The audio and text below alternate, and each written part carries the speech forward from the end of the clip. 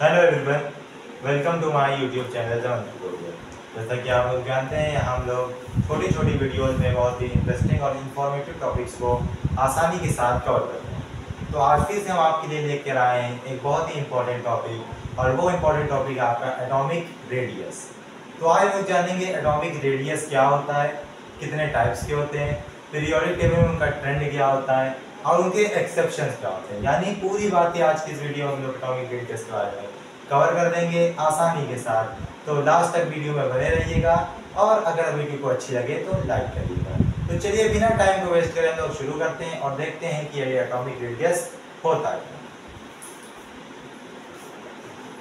बात कर लेते हैं एटॉमिक रेडियस की।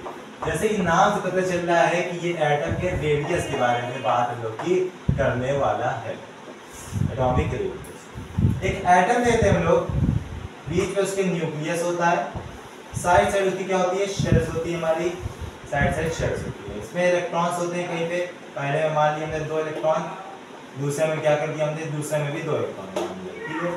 तो एटॉमिक रेडियस जैसे कि हम लोग पढ़ते आ रहे थे अपने छोटे क्लास से भी, कि हम लोग न्यूक्लियस के सेंटर से लेकर एक लाइन खींचे कहाँ तक, बाहर वाली शेल तक, तो इस डिस्टेंस को क्या बोलते हैं हम लोग, एटॉमिक रेडियस बोलते हैं।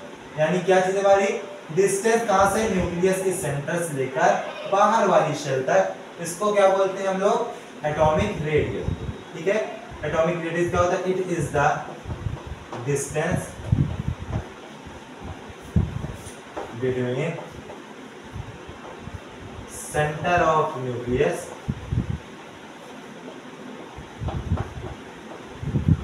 टू आउटर मोस्ट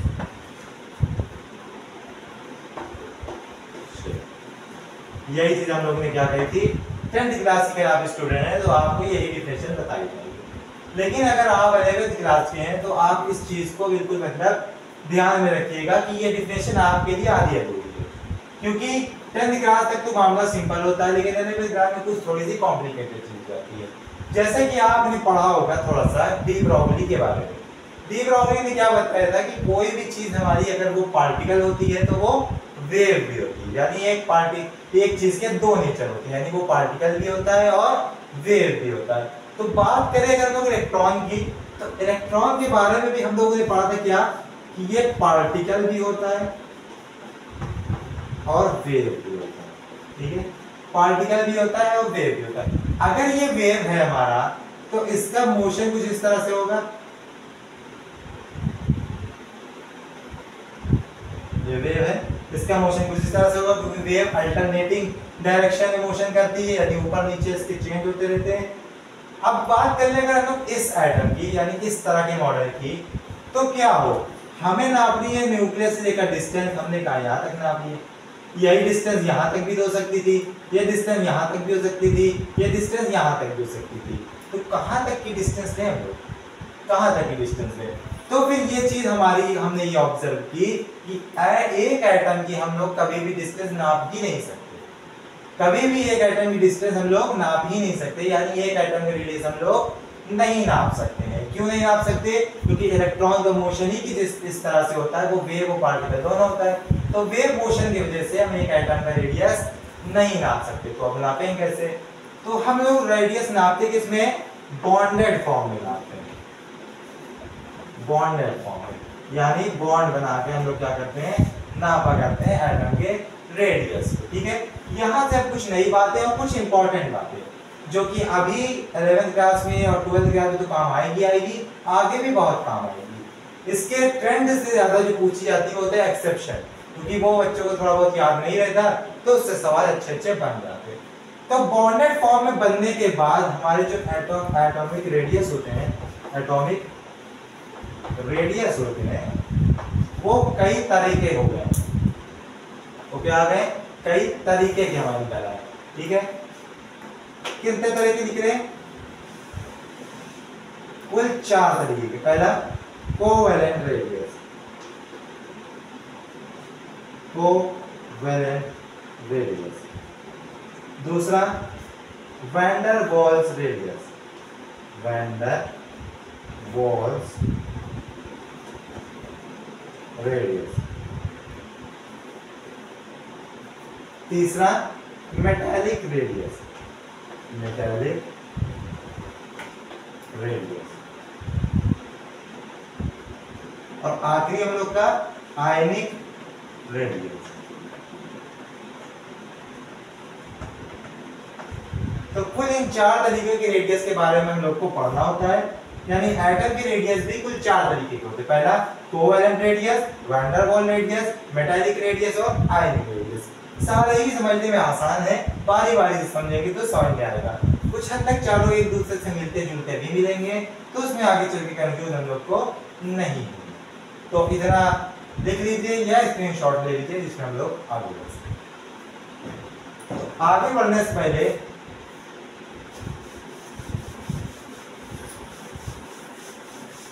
हम लोगों को इनके नामों को समझना पड़ेगा कि इनके नाम हमें क्या हो रहा है। देखिए इनके नाम से क्या हो रही मीनिंग हम लोग को साफ पता चल रही है।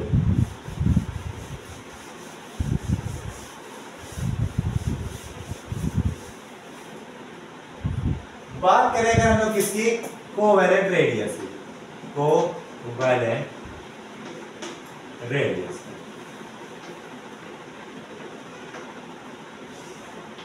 तो हम लोग क्या कहते हैं, इसमें कोवेलेंट बॉन्ड बनाते हैं। कोवेलेंट बॉन्ड बनता है, मान लीजिए एक था ए एटम, दूसरा था बी एटम, दोनों के बीच में क्या हुई, शेयरिंग हुई, इलेक्ट्रॉन की शेयरिंग हुई, तो इस तरह से कोवेलेंट बॉन्ड बना ए बी के बीच में। तो कोवेलेंट रेडियस निकालने के लिए आपको करना क्या है, ए के सेंटर से बी के सेंटर तक एक लाइन खींचनी है, और यही जो डिस्टेंस होगी यही हमारी क्या कहलाएगी, कोवेलेंट रेडियस कहलाएगी। यानी कोवेलेंट रेडियस क्या होता है, एक हमने ए एटम लिया, दूसरा बी लिया, दोनों के सेंटर से हमने लाइन खींची, यानी ए के सेंटर से बी के सेंटर तक की डिस्टेंस हमारी क्या कहलाई, कोवेलेंट रेडियस कहलाई। कब, जब ये दोनों क्या हो, हमारे कोवेलेंट बॉन्ड, ठीक है, कोवेलेंट बॉन्ड हो। तो यानी आर कोवेलेंट क्या होता है, कोवेलेंट रेडियस क्या होता है, डिस्टेंस होती है ए से बी तक की, और बाई 2, यानी ये पूरी हम लोग नहीं ले सकते क्योंकि हमको एक एटम की डिस्टेंस चाहिए। ये तो कोवेलेंट बॉन्ड की रेडियस हो गई, हमें चाहिए थी एटॉमिक रेडियस। तो कोवेलेंट बॉन्ड की एटॉमिक रेडियस निकालने के लिए दोनों की डिस्टेंस को हाफ कर देते हैं, तो अब ये क्या मिल जाती है, कोवेलेंट रेडियस मिल जाती है। यानी बिल्कुल आसान है, दो एटम हमने लिए, ए से लेकर बी तक की हमने लाइन खींची, ये वैल्यूज आपको दी जाएगी कि ए का रेडियस ये था, बी का ये था, दोनों को क्या करेंगे हम लोग, हाफ कर देंगे, तो ये हम लोग क्या कहलाएगी, कोवेलेंट रेडियस कहलाएगी। सवाल यहाँ से ये उठता है, क्या दोनों की हमेशा साइज सेम रहेगा, यानी ए जितना बड़ा रहेगा बी उतना ही बड़ा रहेगा, दोनों बड़े छोटे तो हो सकते हैं। अगर मान लीजिए बी बड़ा हो गया, बी बड़ा हो गया, तो बी की तरफ डिस्टेंस ज्यादा हो जाएगी, तब 2 से 2 डिवाइड हम लोग कर नहीं सकते। तो यहाँ हम लोगों के पास क्या मिलते हैं, 2 केस मिलते हैं, 2 केस। केस फर्स्ट हमारा ये कहता है कि अगर if size is different and,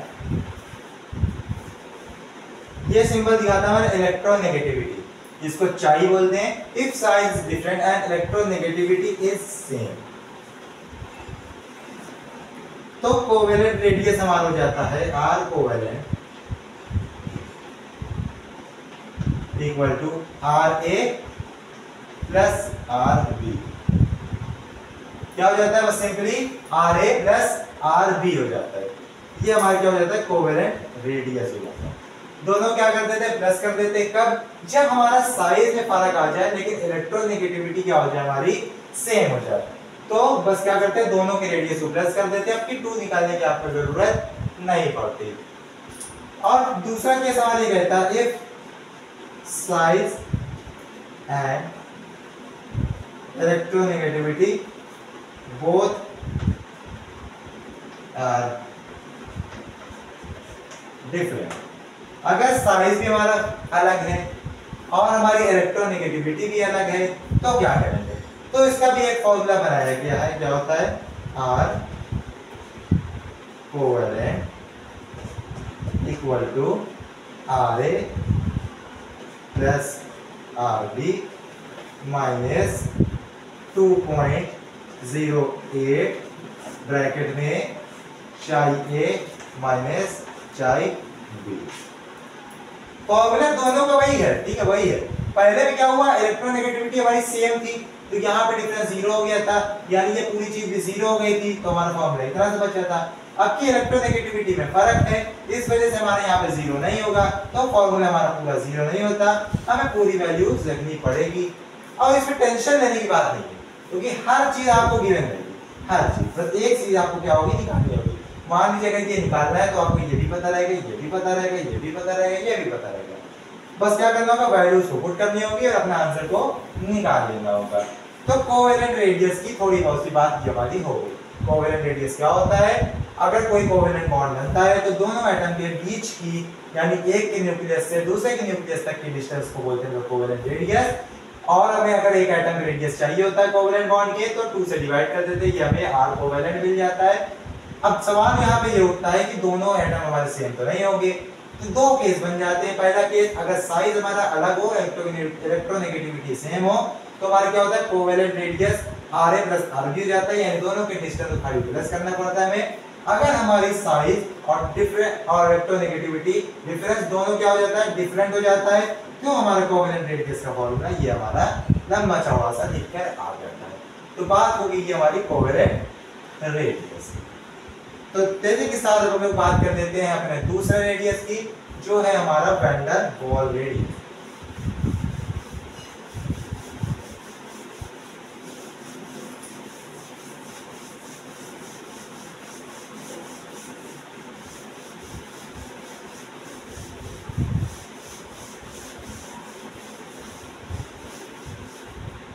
van der Waal radius, van der Waals radius.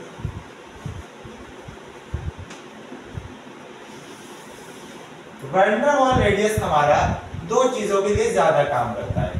पहला, मॉलिक्यूल्स के लिए,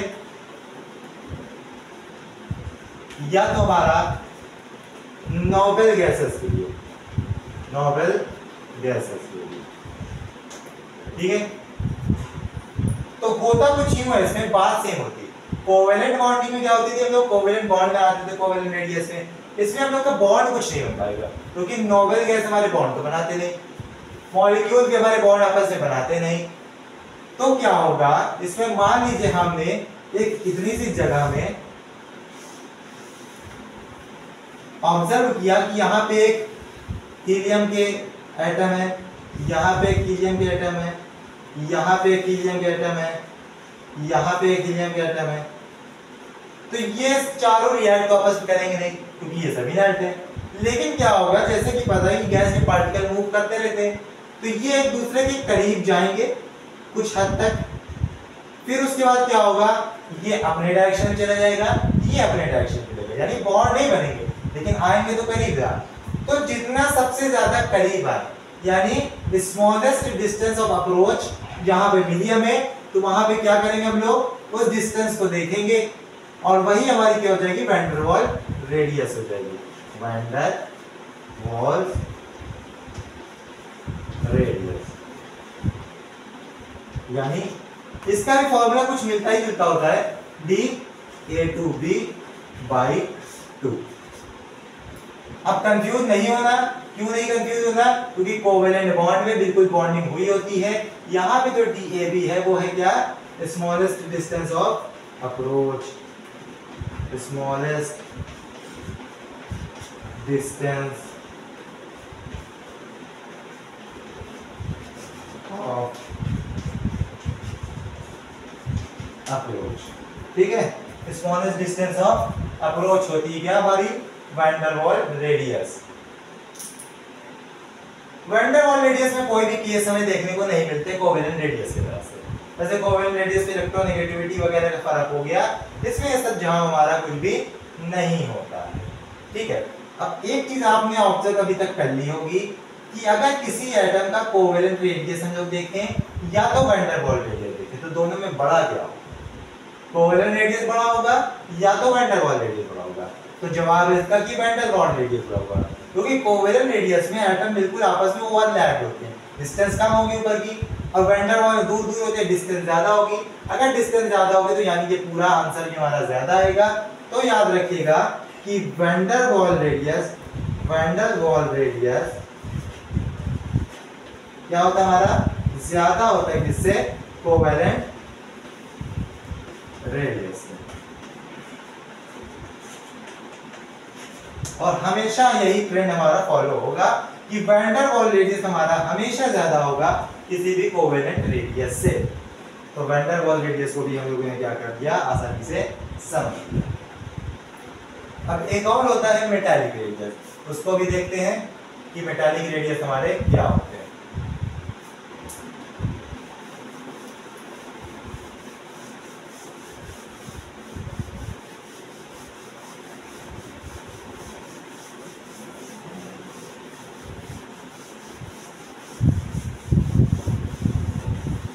मेटालिक रेडियस यानी मेटल्स का रेडियस, कि मेटल्स का रेडियस क्या होता है, मेटालिक रेडियस।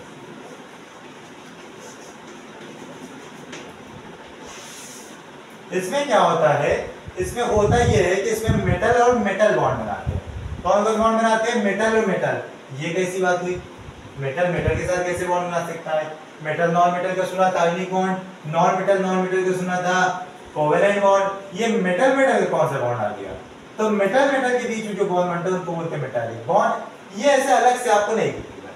ये मान लीजिए हमने लिया था एक आयरन का पाइप ले लिया, आयरन का पाइप ले लिया, इसमें एक आयरन के एटम्स होंगे कई सारे, कुछ को बनाते हैं आयरन के एटम बिल्कुल पास पास। तो ये जो आयरन के एटम पास पास हैं, ये भी तो किसी बॉन्ड की वजह से ना, यानी इसका देखते हैं लोग किसी लैटिस के अंदर मेटल्स की अरेंजमेंट यानी मेटालिक एटम्स की अरेंजमेंट को मेटालिक बॉन्ड कहा जाता है। ये कुछ अलग सी चीज नहीं होती, बस क्या होता है जो मेटल के एटम को आपस में एक साथ बनाए रखे जिससे हमारे क्या हो एक स्ट्रक्चर तैयार हो सके, इस बॉन्ड को बोलते हैं हम लोग मेटालिक बॉन्ड बोलते हैं। अब मेटालिक रेडियस क्या होता होगा, मेटालिक रेडियस मान लिया मैं इसमें से दो एटम को निकाल लूंगा, दो एटम को हमने बाहर निकाल लिया। तो बस बात कुछ नहीं, इनके भी क्या करना है, सेंटर से सेंटर तक की दूरी बनाइए और 2 से डिवाइड कर दीजिए, तो आप क्या मिल जाएगा, मेटालिक रेडियस मिल जाएगा।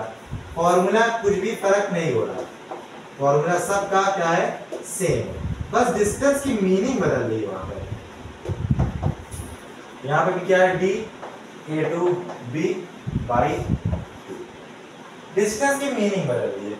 अब कोवेलेंट में क्या था, बिल्कुल ओवरलैप, एक के ऊपर एक चढ़ गए, वैन डेर वाल में बिल्कुल दूर दूर, मेटालिक रेडियस में बिल्कुल बगल बगल, यानी ऊपर नहीं चढ़े हुए ना तो बीच में जगह आएगी, बिल्कुल बगल में चिपके हुए।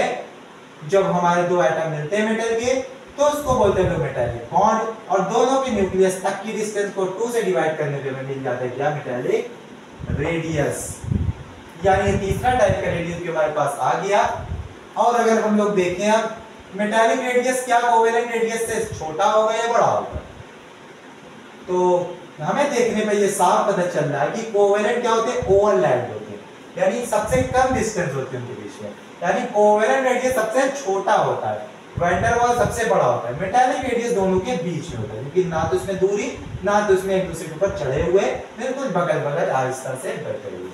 तो सबसे बड़ा हमारा वैन डेर वाल रेडियस, उससे छोटा हमारा मेटालिक रेडियस, और सबसे छोटा हमारा कोवेलेंट रेडियस।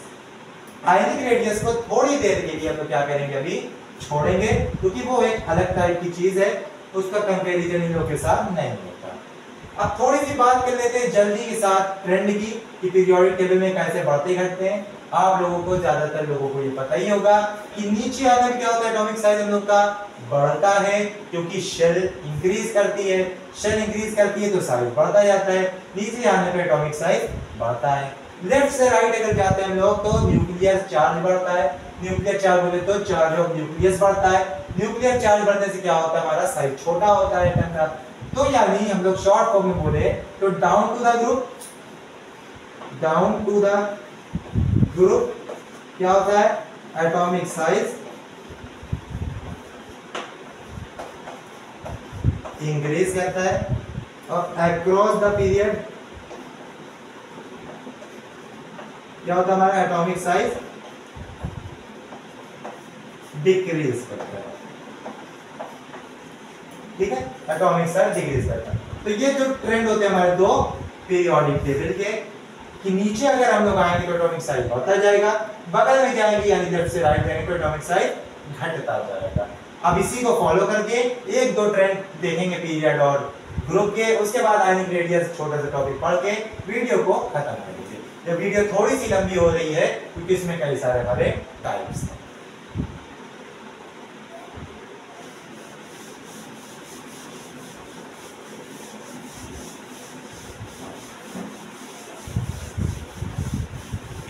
हाँ, तो सबसे पहले बात हम लोग कर लेते हैं किसकी, पीरियड की। अपने फर्स्ट पीरियड की बात कर लेते हैं। सभी को पता है फर्स्ट पीरियड में क्या होता है, सिर्फ हाइड्रोजन और हीलियम ही हमारे पाए जाते हैं। इनका 1s1 इनका 1s2 इलेक्ट्रॉनिक कॉन्फ़िगरेशन होता है। H और He, H हमारा बिल्कुल लेफ्ट में होता है, He हमारा बिल्कुल राइट में होता है। ये ग्रुप D में पाया जाता है, ये ग्रुप पर पाया जाता है। तो जैसा कि हम लोगों को पता है कि हमारा लेफ्ट से राइट हम लोग जाते हैं तो क्या होता है, एटॉमिक साइज घटता है। लेकिन यहाँ पे होता क्या है कि हाइड्रोजन छोटा होता है हीलियम से। समझ तो गए होंगे ऐसा क्यों?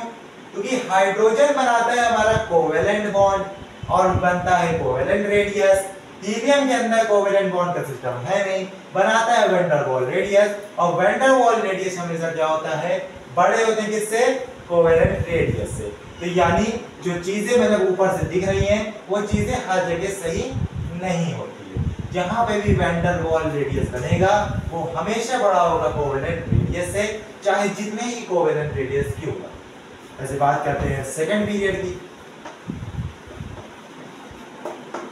सेकंड पीरियड में होते हैं हमारे Li, Be, B, C, N, O, F, N। आपसे बोला गया इनको अरेंज करिए सबसे बड़े से और सबसे छोटे तक एटॉमिक रेडियस में, यानी कुल मिला के decreasing order of atomic radius पे। तो डिक्रीजिंग ऑर्डर में क्या करते हैं लोग, जनरली अगर देखें तो यही चीज हमें सही लग रही है, क्योंकि हम लोग लेफ्ट से राइट जाएंगे तो घटना चाहिए, लेफ्ट से राइट जाए तो घटना चाहिए। लेकिन ये कोवेलेंट रेडियस, ये कोवेलेंट, ये कोवेलेंट, ये कोवेलेंट, ये कोवेलेंट, ये कोवेलेंट, ये कोवेलेंट, लेकिन ये क्या है, वैन डर वाल रेडियस है, ये वैन डर वाल रेडियस है। तो यानी सही क्या होगा हमारा, एनी का हमारा सबसे बड़ा होने वाला है, एनी का सबसे बड़ा होने वाला है। उसके बाद लिथियम, उसके बाद बेरिलियम, उसके बाद बोरॉन, उसके बाद कार्बन, उसके बाद नाइट्रोजन, उसके बाद ऑक्सीजन, उसके बाद क्या हमारा फ्लोरीन सबसे छोटा होता है, फ्लोरीन सबसे छोटा होता है। तो ये हो गया हमारा क्या, सेकंड पीरियड का ट्रेंड, यानी वैन डर वाल रेडियस हमारा सबसे बड़ा होगा। मेटालिक रेडियस हम लोग को देखने में इस पीरियोडिक टेबल में नहीं मिलता, क्योंकि वो अलग से मेटल मेटल तो बॉन्ड बनाते नहीं, वो लैटिस की बात होती है, यानी वो किसी एक क्रिस्टल की बात होती है। ठीक है, सेकंड पीरियड भी हो गया। फर्स्ट और सेकंड पीरियड देख लिया हम लोगों ने।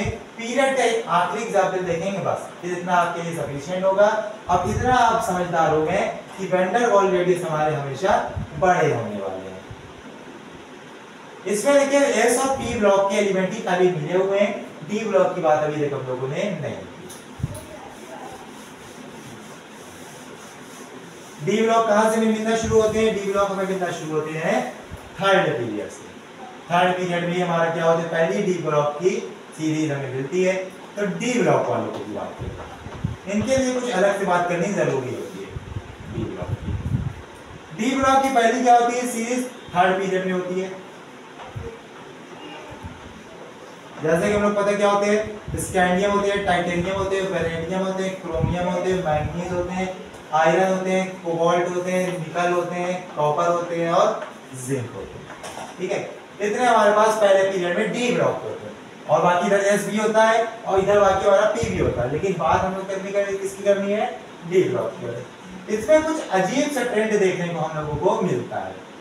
यहां से यहां तक तो क्या होता है, डिक्रीज होता है, जो कि बात सही है, होना भी चाहिए था। यहां से यहां तक क्या होता है, कांस्टेंट हो जाता है, यानी बिल्कुल सेम रह जाता है। और यहां से यहां तक फिर क्या होता है, इंक्रीज होने लगता है। पहले 3 में एटॉमिक रेडियस बिल्कुल सेम की तरह क्या होता है, डिक्रीज होता है, जो उसका कॉमन सा ट्रेंड है। उसके बाद फिर फिक्स हो जाता है, यानी यहाँ से घट गया और यहाँ से भी जितना इसका रहेगा उतना इसका भी रहेगा, उतना इसका भी रहेगा, यानी कोई भी बढ़ना घटना नहीं होता यहाँ पर। फिर उसके बाद क्या होता है, ये बढ़ने लगता है, धीरे धीरे ये बढ़ता जाता है। बढ़ने के बाद भी क्या होता है, ये इससे कम ही रहता है, ये बढ़ रहा है भले ही, लेकिन वैल्यू इससे कम ही रहती है हमारी। ऐसा क्यों होता है? ऐसा इनके इलेक्ट्रॉनिक कॉन्फ़िगरेशन होता है। ये D1 होते हैं, ये D2 होते हैं, ये D3 होते हैं, ये D5 होते हैं। D4 नाम की चीज नहीं होती, क्योंकि यहाँ पे 4s1 3D5 बनता है। ये भी हमारे D5 होते हैं, ये हमारे D6 होते हैं, ये हमारे D7, ये D8 और यहाँ पर D10 होता है। D9 नाम की चीज नहीं होती, ये D10 होता है। ऐसा इसलिए क्योंकि half fill orbital, full fill orbital ज्यादा स्टेबल होती है पार्शियली फिल ऑर्बिटल से। बहरहाल वो सब आपके एटॉमिक स्ट्रक्चर का पार्ट है, उससे यहाँ पर मतलब ही नहीं। देखिए यहाँ पर इलेक्ट्रॉन बढ़ रहे थे, इलेक्ट्रॉन बढ़ रहे थे, यानी हमारा प्रोटॉन भी बढ़ रहा होगा, न्यूक्लियर चार्ज बढ़ रहा होगा, तो साइज छोटा हो जाएगा। यहाँ पे आने के बाद क्या हुआ, कांस्टेंट सा हो गया कुछ। यहाँ पे आने के बाद क्या हुआ, कुछ कांस्टेंट सा हो गया, यानी लगभग क्या होगा, 75 के भी है, D5 के भी है, यानी इलेक्ट्रॉन्स यहाँ पे बढ़ने लगे। इलेक्ट्रॉन्स बढ़ने लगे तो क्या होगा, यहाँ पे रिपल्शन बढ़ने लगेगा। इलेक्ट्रॉन बढ़ने से यहाँ पर इलेक्ट्रॉन का रिपल्शन होने लगेगा। पहली चीज तो ये दोनों पास सेम इलेक्ट्रॉन है, same electron in d orbital, इस वजह से क्या हुआ, इनका साइज सेम हो गया। उसके बाद यहाँ पे अगर 6 हुआ तो 6 होने का मतलब क्या हुआ कि 1 2 3 4 5 इस तरह से, और छठवां कहाँ आया, पहले ही में आ गया। तो इस ऑर्बिटल में क्या होता है, इलेक्ट्रॉन का रिपल्शन हो सकता है। रिपल्शन होने की वजह से थोड़ा सा दूर भागते हैं, दूर भागने की वजह से साइज कम होने के बजाय इनके थोड़ा सा बढ़ के इनके बराबर हो जाता है। तो ये बात क्या है, यहाँ पे इलेक्ट्रॉन की रिपल्शन और बढ़ता जाता है, इस वजह से यहाँ पर क्या होता है, साइज हमारा बढ़ता जाता है। साइज क्या हो गया, हमारे यहाँ पर इंक्रीज हो गया। यानी रीजन क्या होता है, 6 के बाद से हमारा इलेक्ट्रॉन रिपल्शन होने लगता है, क्योंकि एक ऑर्बिटल में हमारे 2 इलेक्ट्रॉन आने लगते हैं। जैसा कि पता है, इलेक्ट्रॉन आपस में इलेक्ट्रॉन का रिपल्शन करेंगे, तो जितने ज्यादा इलेक्ट्रॉन आते जाएंगे उतना ज्यादा रिपल्शन बढ़ता जाएगा, जितना ज्यादा रिपल्शन बढ़ता जाएगा उतनी ज्यादा दूरी बढ़ती जाएगी। तो इस चीज को क्या करना है, आप लोगों को याद रखना है, क्योंकि इससे आपको सवाल बहुत ही ज्यादा मिलने वाले हैं। बस पीरियड की बात करनी होगी।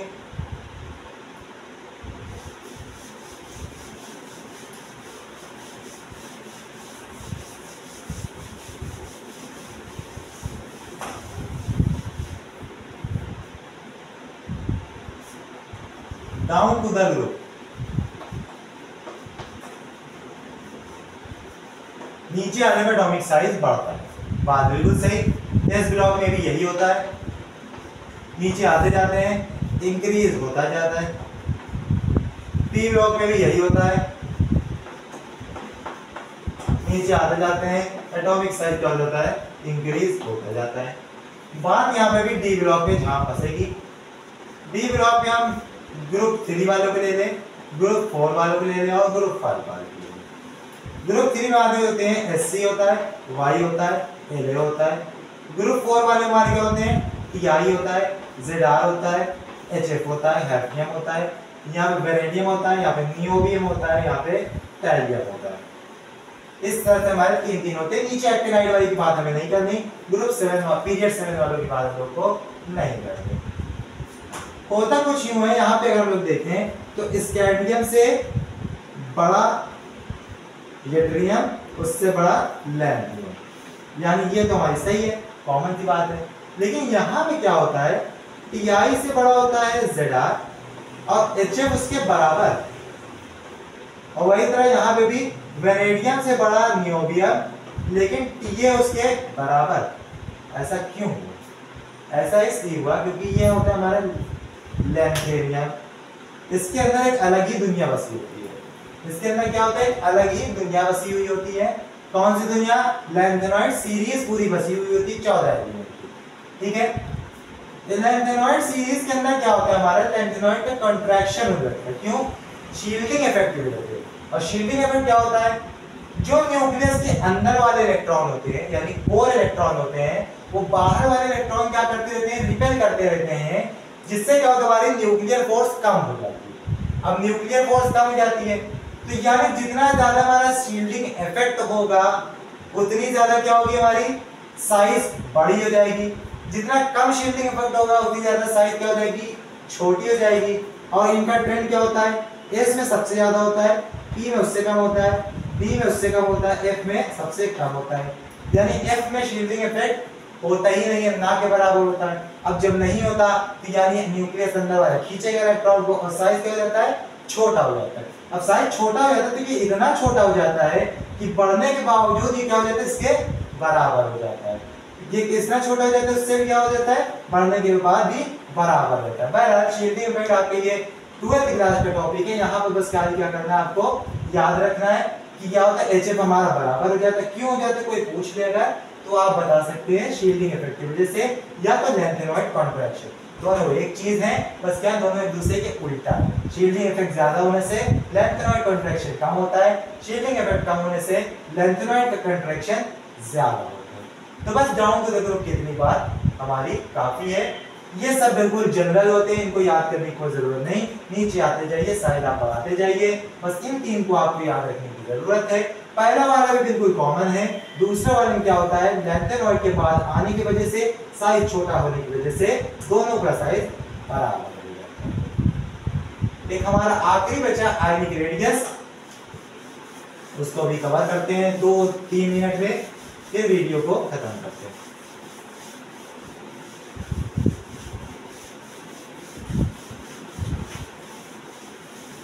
आयनिक रेडियस, जैसा कि नाम बता रहा है कि यहाँ क्या बात होगी आयंस की बात होगी।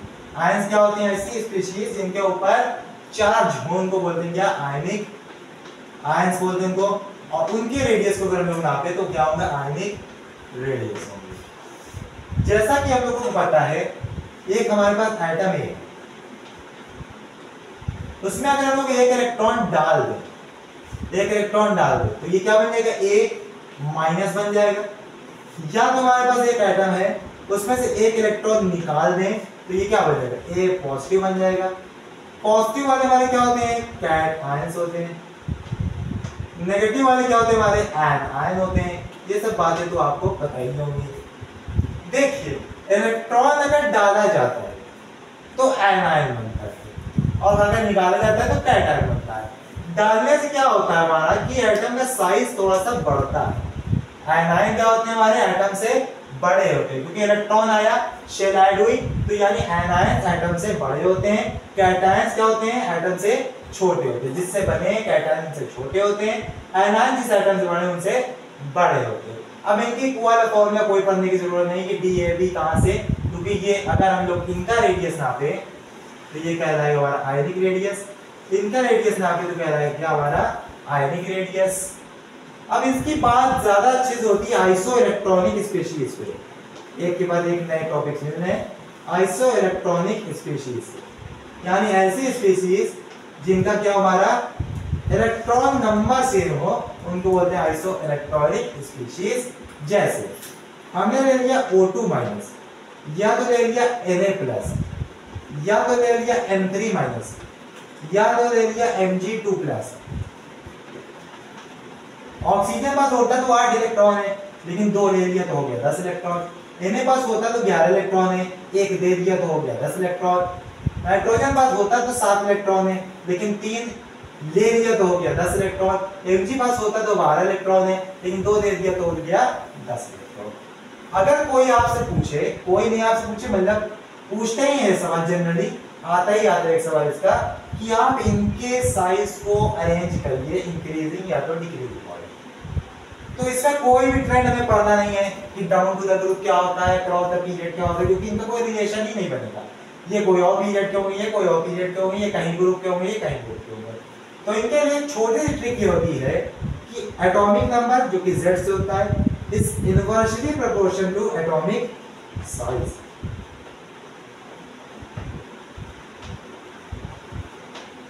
इनवर्सली प्रोपोर्शन किसका होता है एटॉमिक साइज के।